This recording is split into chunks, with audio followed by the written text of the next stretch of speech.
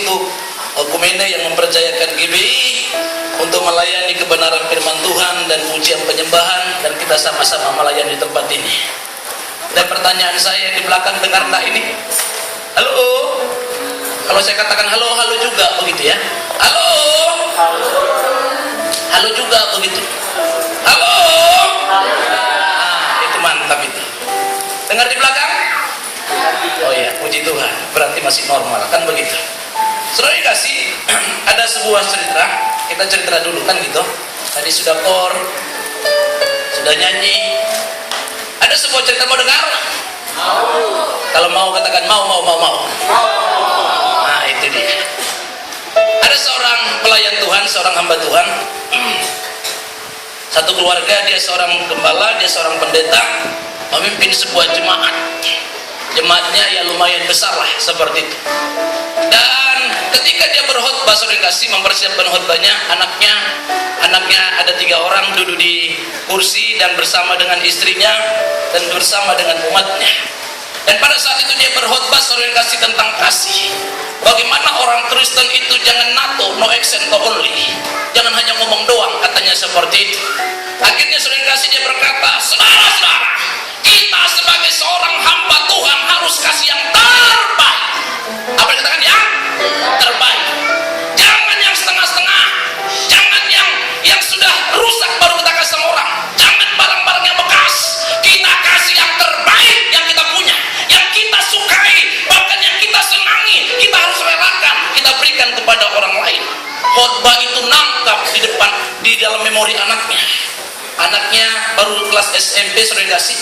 Wah, hebat bapak saya, dia katakan demikian. Mantap, ini baru bapak saya yang penuh dengan kasih, dengan cinta kasih Kristus ada padanya. Bapak saya ini luar biasa, orangnya loyal, orangnya murah hati, orangnya suka memberi. Buktinya dia berkata dalam khotbahnya, kita harus belajar memberikan yang terbaik. Setelah dia tutup dalam doa berkas dan kasih, semua pulang. Maka mereka juga pulang ke rumah masing-masing, dan gembala dan istri pulang semuanya. Maka tiba makan siang, karena sore ada ibadah lagi. Setelah makan siang, saudara kasih, anak ini merema terus dalam khotbah bapaknya. Dan kita harus hidup dalam kasih, dan kita harus kasih yang terbaik buat Tuhan. Setelah selesai makan siang, maka mereka istirahat. Anaknya tidak istirahat. Anaknya di depan sambil nonton televisi. Nah, bapaknya dan mamanya sudah tidur karena jam 5 sore ada ibadah lagi. Dia seperti gereja GBI Karisma lah, seperti JKI juga ada jam 5 sore. Jam 5 Pak ya? Nah seperti itu. Jadi saudara kasih, pada saat itu orang tuanya tidur, maka tiba-tiba ada lewat seorang pemulung yang tidak pakai baju dengan normal, artinya sudah robek-robek bajunya. Dia lewat di depan rumahnya itu, maka anaknya ini yang SMP tadi melihat, waduh kasihan orang itu. Oh, saya nggak boleh hanya mengatakan kasihan, karena bapak saya mengatakan saya harus kasih yang terbaik dari apa yang ada padaku. Kebetulan habis khotbah bapaknya sampai di rumah, dia gantungkan jasnya yang paling mahal itu. Paling mahal itu nggak tahu berapa juta harganya. Ketika pemulung ini datang, dia lihat ambil botol aqua di depan rumah itu, maka anak ini langsung tergerak hatinya. Dia ambillah jas bapaknya ini yang paling terbaik itu. Dia katakan, om, mas, ini sini. Ada apa nak? Ini untuk om. Lo jangan, lo lihat, papa saya tadi mengajarkan saya harus kasih yang terbaik. Ya kasihlah jas yang terbaik ini, saudara, kasih kepada seorang pemulung ini. Tibalah saatnya bangun bapaknya dan beres-beres berangkat mau ibadah. Dia habis setelah itu anaknya juga siap-siap mau ibadah sore. Dia mengambil jasnya. Dia lihat kemana perginya. Apakah jasnya sudah penginjilan? Akhirnya dia bertanya sama istrinya, Ma, mana jas saya? Loh, mama udah tahu papa tadi taruh di mana. Akhirnya anaknya selesai mandi. Ada apa, Pak? Jas papa di mana tadi papa gantung di sini? Oh, jasnya papa saya sudah kasih ke pemulung yang tadi ada lewat di depan rumah. Loh, kenapa kamu kasih?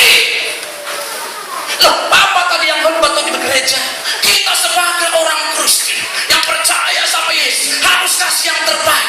Maka Pak, saya lakukan yang terbaik. Saya lihat di rumah ini, mana yang terbaik? Jasnya papa lah yang terbaik.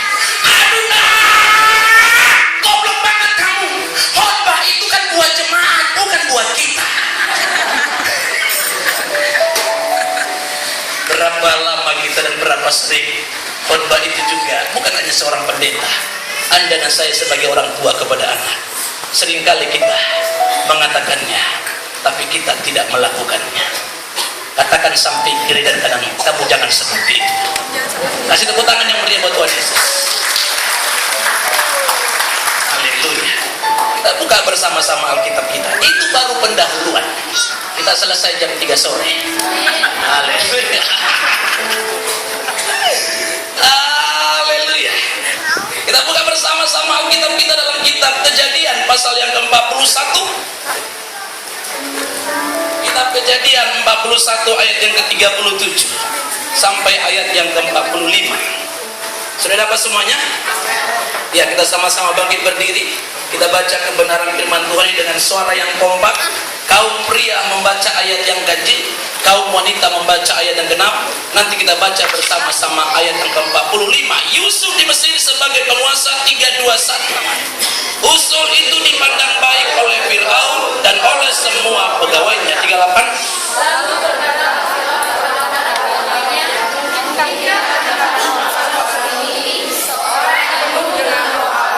Kata Firaun kepada Yusuf, oleh karena Allah telah memberitakan semuanya ini kepadamu, tidaklah ada orang yang demikian berakal budi dan bijaksana seperti engkau.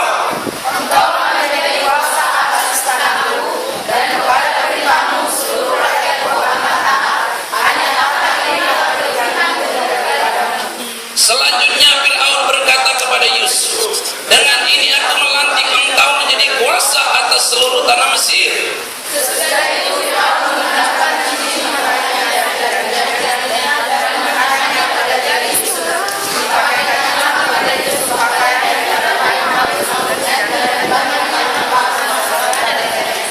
Lalu Firaun menyuruh menaikkan Yusuf dalam keretanya yang kedua, dan berserulah orang di hadapan Yusuf, hormat. Demikianlah Yusuf dilantik oleh Firaun menjadi kuasa atas seluruh tanah Mesir.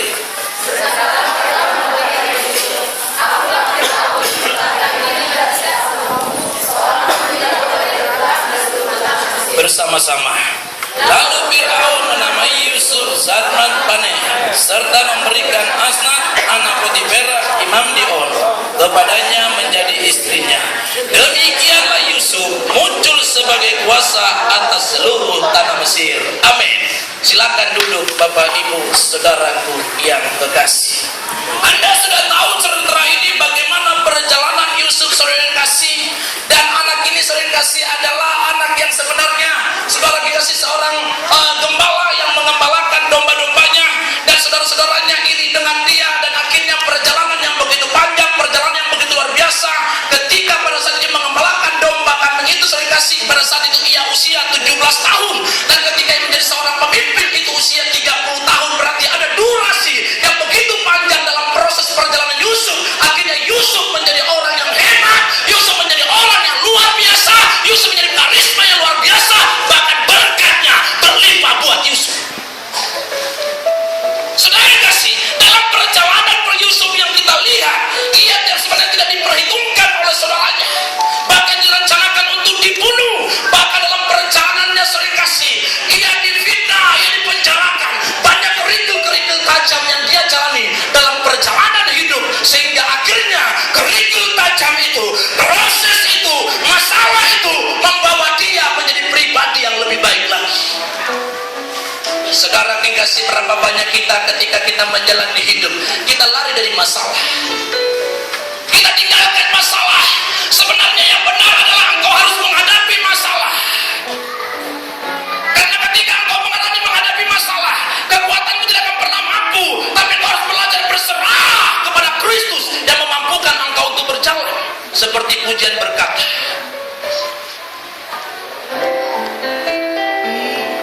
ku kan berdiri di tengah badai dalam kekuatan yang kau berikan. Sampai kapanpun ku kan bertahan, karena Yesus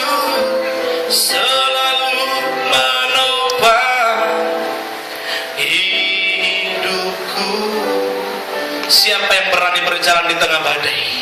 Siapa yang berani berjalan di tengah sebuah masalah? Siapa yang berani berjalan di tengah-tengah kerikil-kerikil tajam? Dialah yang berjalan bersama dengan Tuhan. Katakan samping kiri kamu, pastikan kamu berjalan bersama dengan Tuhan. Inilah yang dialami oleh Yusuf, saudara. Sehingga Yusuf menerima janji dan berkat-berkat Tuhan. Sehingga Yusuf mengalami kegerakan yang sangat luar biasa. Sehingga Yusuf menikmati pertolongan Tuhan. Sehingga Yusuf mengalami berkat-berkat Tuhan. Oleh karena itu muncul sebuah pertanyaan, bagaimana kita bisa mengalami janji Tuhan? Bagaimana kita bisa mengalami berkat-berkat Tuhan? Bagaimana saudara kasih kita bisa berhasil di dalam Tuhan dalam perjalanan kehidupan ini? Karena banyak orang berhasil tanpa Tuhan. Tapi yang saya katakan adalah bagaimana kita berhasil di dalam menjalani hidup dalam perjalanan kita bersama dengan Tuhan. Maka saya bagikan ada 3 poin saudara kasih. Bagaimana kita bisa menerima janji? Bagaimana kita bisa menerima berkat-berkat? Kita belajar dari Yusuf saudara kasih. Yang ada 3 saya bagikan, yaitu saudara kasih ada 3 U. 3 U. U yang pertama adalah utamakan Tuhan. U yang kedua adalah ulet. U yang ketiga adalah unggul. Inilah yang dimiliki oleh Yusuf dalam perjalanan kehidupannya. Kalau kita perhatikan tadi pembacaan kebenaran firman Allah, Alkitab mencatat demikian. Lalu berkatalah Firaun kepada pegawainya, mungkinkah, ini bukan lagu tinggi ya, mungkinkah, bukan. Tapi Alkitab mencatat, mungkinkah kita mendapat orang seperti ini, seorang yang penuh dengan roh Allah? Mungkinkah kita akan mendapatkan di gereja Tuhan orang yang penuh dengan roh Allah? Halo, seorang pemimpin pujian naik ke atas mimbar yang penuh dengan roh Allah, seorang pengkhotbah yang penuh dengan roh Allah, seorang pelayan yang sinas penuh dengan roh Allah, seorang pemain musik yang penuh dengan roh Allah. Ketika Anda dan saya sebagai seorang pelayan yang penuh dengan roh Allah, maka otoritas Tuhan akan turun, mengurapi, memberkati, bahkan memulihkan, yang lemah dikuatkan, yang sakit disembuhkan, yang susah dihemburkan, karena pertolongannya ajaib dalam hidup saudara saya. Jadi yang pertama saudara kasih, bagaimana kita bisa memperoleh janji Allah? Berkat-berkat Tuhan, utamakan Tuhan. Itu U yang pertama. U yang pertama, utamakan Tuhan. Utamakan Tuhan. Bagaimana engkau hidup, bagaimana engkau dipanggil. Tuhan punya maksud. Engkau ada di Kalimantan Timur, Tuhan punya maksud besar atasmu. Bukan hanya engkau mencari nafkah, bukan hanya engkau bekerja, bukan hanya engkau beraktivitas, tapi bagaimana engkau punya arti Tuhan. Apa maksudmu? Mengapa engkau letakkan aku di Kalimantan Timur, Samarinda, Harapan Baru, Lojanan, Loduri dan sekitarnya? Pernahkah engkau menyadari bahwa Tuhan punya maksud atasmu? Ketika engkau mengutamakan Tuhan lebih daripada segalanya, maka disitulah janji Allah itu akan digenapi dalam setiap orang yang mengandalkan Dia. Disebabnya Alkitab mencatat dalam kitab Matius pasal yang ke-66 ayat, Matius pasal 6 ayat 33. Carilah dahulu kerajaan Allah dan kebenarannya, maka semuanya akan ditambahkan kepadamu. Amin. Carilah dahulu Charles pada roh. Carilah dahulu kerajaan Allah. Utamakanlah Tuhan. Utamakan Tuhan lebih daripada apapun. Saudara yang kasih, orang yang mengutamakan Tuhan lebih daripada segalanya, maka janji Allah akan digenapi dalam hidupmu. Disebabnya hukum yang pertama adalah apa? Kasihilah Tuhan Allahmu dengan segenap hatimu, kekuatanmu, dengan senang dan dengan senang dan nyam. Baru dikatakan yang hukum yang kedua, kasihilah sesamamu.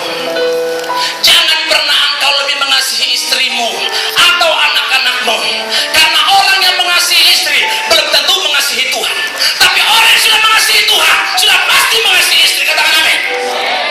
Orang yang mengasihi Tuhan lebih daripada apapun sudah pasti otomatis dia mengasihi anak-anaknya. Dia pasti kasih yang terbaik. Oleh karena itu sering kasih. Yang pertama, bagaimana kita memperoleh janji Allah? Maka utamakan Tuhan. Dalam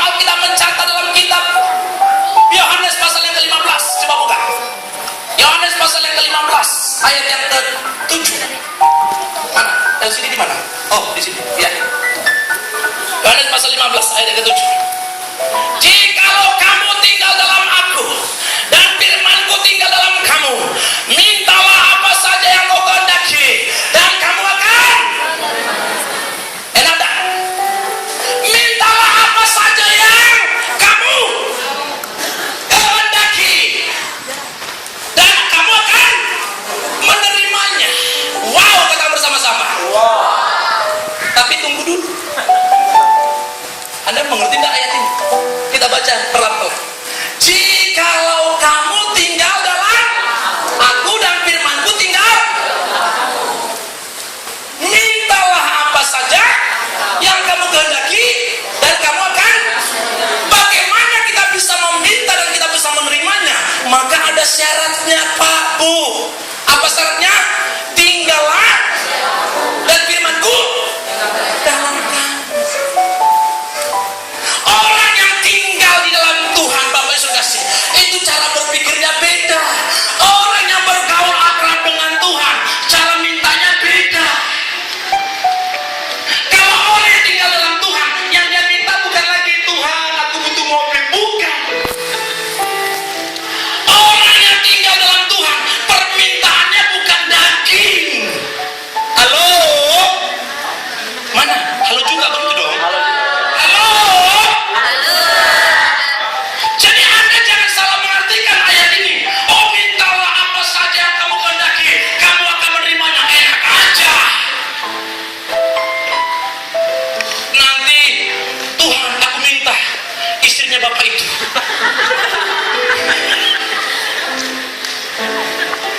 Tuhan, pokoknya dalam nama Yesus, aku minta mobilnya Pak Simatupang yang baru dibeli itu. Enak aja. Kata. Jadi yang dimaksud ayat ini, apabila engkau meminta, maka permintaanmu bukan lagi kebutuhan dagingmu, permintaanmu bukan lagi ambisimu, tapi ketika engkau tinggal dalam Tuhan, yang kau minta adalah, Tuhan, bagaimana aku berarti bagimu, Tuhan, bagaimana aku setiap hari bisa menyenangkanmu. Maka dia mencatat, sebelum engkau meminta, aku sudah tahu apa yang kau butuhkan. Dalam Matius pasal yang ke-6 ayat yang ke-8. Kalau tidak percaya, buka.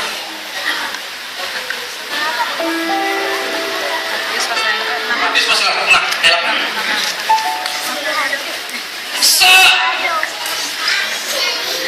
Matius pasal nah.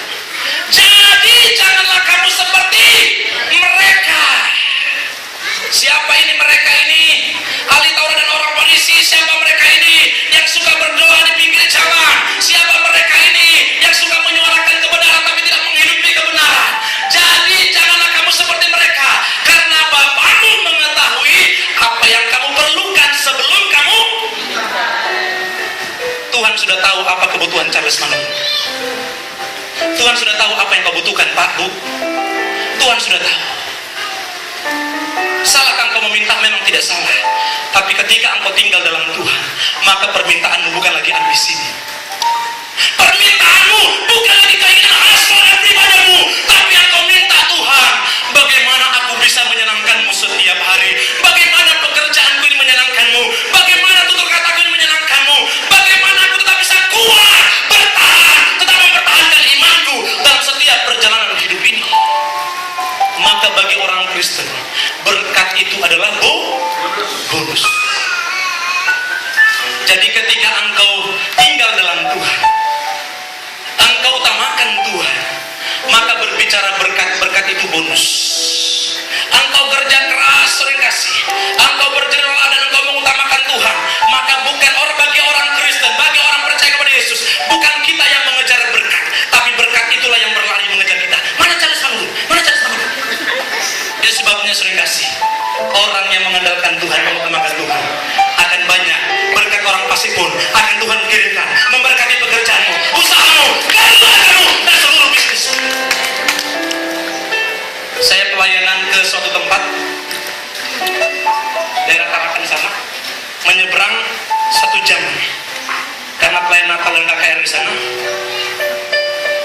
Saya dijemput dengan speedboatnya Pertamina yang 4 mesin, dan ada ombak masih aman. di Balikpapan. Pas minggunya saya berangkat subuh, jam 5 subuh. Ternyata speedboat ini punya perusahaan tidak ada untuk armada untuk berangkat ke sana, dan mereka harus sewa. Tahu yang disewa speedboatnya seperti apa? Satu mesin. Jam 5 subuh. Itu ombaknya, naudzubillah minasyaitonirrajim, astagfirullahaladzim. Mengerikan. Saya mulai berkata begini, apakah akhir hidupku sampai di sini? Tidak ada lihat samping, tidak kelihatan apa-apa. Ke kanan tidak kelihatan apa-apa. Itu yang beda ini tidak ada lampunya, pakai senter doang begini. Waduh, tamat lagi saya pikir. Tapi saya terus berdoa, Tuhan, aku mau melayanimu di Balikpapan. Sampai kami mulai ada terang di Tarakan. Saya katakan kepada saya bersyukur, Tuhan terima kasih, sudah ada tanda-tanda akhir zaman pada saat itu. Artinya sudah kelihatan cahaya seperti sudah kasih. Dan pada saat itu saya tanyalah kepada yang bawa speedboat ini, Pak, ini punya Bapak? Iya. Hanya perjalanan nyebrang 1 jam. Berapa disewa sama Pertamina? 5 juta. Hanya ngantar doang pendeta Charles Manurung yang bilang 1 jam itu 5 juta. Berapa? 5 juta. Kalau nyebrang saja 1 jam 5 juta, saya hopang 45 menit, berarti sudah berapa PK-nya?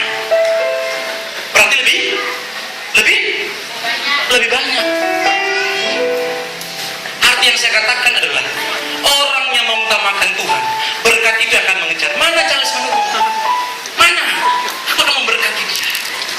Mana jemaat seluruh dokumennya? Aku akan memberkati dia. Anda akan diberkati ketika kamu mengutamakan Tuhan lebih daripada apapun. BBM, berkat Bapak melimpah. Amin. Itu pasti. Ketika engkau mengutamakan Tuhan, maka berkat Tuhan sebelum engkau meminta, Tuhan sudah tahu apa yang kau butuhkan. Jadi yang kau minta bukan lagi ambisimu hari ini. Engkau berdoa sambil menangis, oh Tuhan, aku belum menikah Tuhan. Usia aku sudah 31, sudah maghrib Tuhan.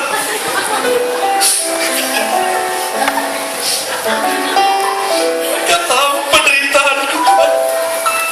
Mulai berbahasa roh, iya laki-laki aku yang cantik. Karena orang karismatik ini kan gitu. Iya laki-laki yang cantik. Dia kumpulin air matanya, berdoa 2 tahun kemudian belum dijawab juga. Oh Tuhan, mulai terus doanya. Engkau tahu segala sesuatu. Tuhan tahu apa yang kau butuhkan. Tapi adakah engkau tinggal bersama dengan dia? Tinggal bersama dengan dia adalah engkau akrab setiap hari bergaul. Dalam apa? Dalam persekutuan. Dalam apa? Dalam doa. Dalam apa? Dalam pujian penyembahan. Dalam apa? Dalam setiap kehidupanmu. Biarlah itu menyukakan Tuhan. Ketika engkau menyukakan Tuhan, menyenangkan Tuhan, maka berkat Tuhan selalu baru setiap hari memberkatimu.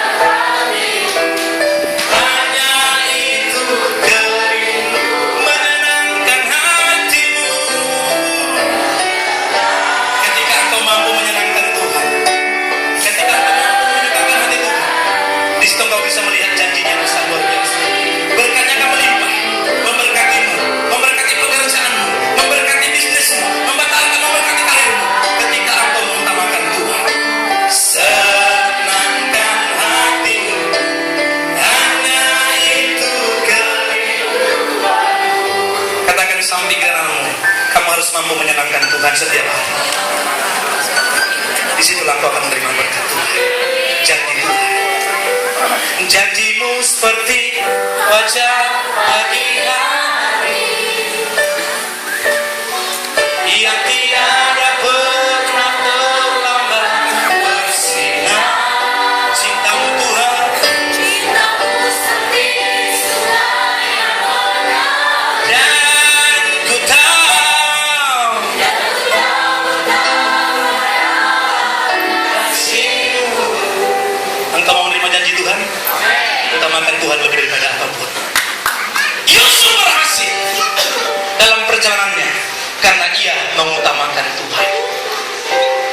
dan sebagai seorang pelayan, utamakan Tuhan. Anda harus berani berdoa. Paling tidak engkau ambil komitmen, satu hari aku harus berdoa 1 jam bersama dengan Tuhan. Engkau harus bergaul akrab dengan Tuhan. Seorang pemimpin usia, seorang pengkhotbah, ketika engkau tidak mengambil jam-jam doa 1 jam 1 hari, engkau tidak lebih daripada pakar motivator yang ada di luar sana. Halo?